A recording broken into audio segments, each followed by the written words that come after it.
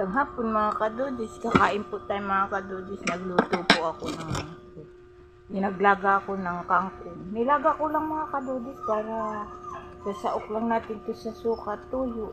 Sarap nito. Tapos may kunti tayong daing. Kumain na sila mga kadudis. Tayo na lang yung kakain. Mga tira-tira to mga kadudis. Yung ulam natin ngayon. Mga tira-tira. Manok to.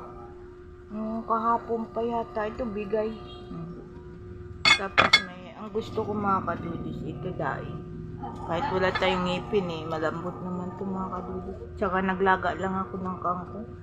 Sarap niyan mga kadudis. Lahat ng tira-tira, kinuha ko ng mga kadudis. Maaga tayong kakain mga kadudis para makapagpahinga dahil napagod na naman tayo sa bahay.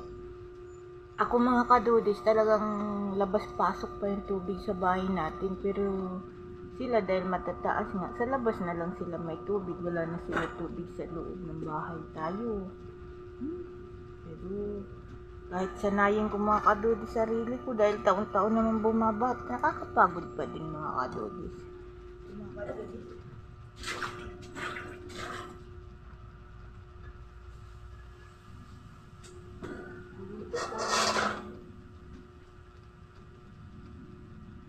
Piraso ring tira mga kadudis na.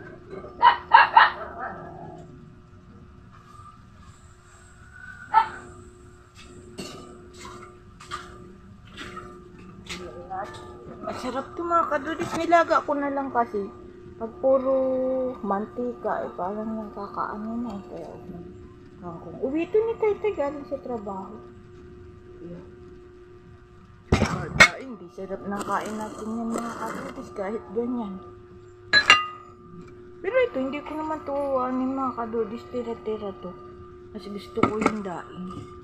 Kumusta na po ba kayo mga kadudis? Ingat-ingat po. Maraming salamat sa mga followers ko, not followers. Salamat po sa mga nagko-comment, like. Pasensya na kayo mga kadudis, madalang ang video natin. Madalang nyo ako makita kasi pag bibidyo ko na naman, puro lubog yung bahay ko. Naku. Baka sabihin nyo naman, pero totoo mga kadudis. Labas-pasok pa din ang tubig. Basta, mga hindi pare-parehas ang oras Basta pag lumaki, pasok na yan. Tapos ang labas naman yan, mga 2:00, 3:00. Pero sila, mga bakuran, lubog na lubog din sila. At ang loob nga nila, hindi na dahil mataas na. Kain tayo mga kadudis. Sarap nito mga kadudis. Niluluto ko lang yung tira din yun sayang. Kahit kapiraso lang mga kadudis.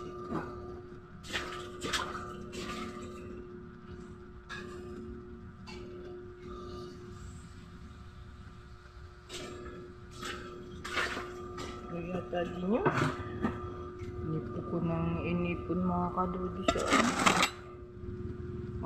Maaga talaga kami mga kadudis kumakain. Pag dilim, nakahiga na kami. Kaya, ganyan, punas na. Uli ako ng punas na sa sahig. Yung bunso ko, nagwawalis na sa, silong ng mga papak.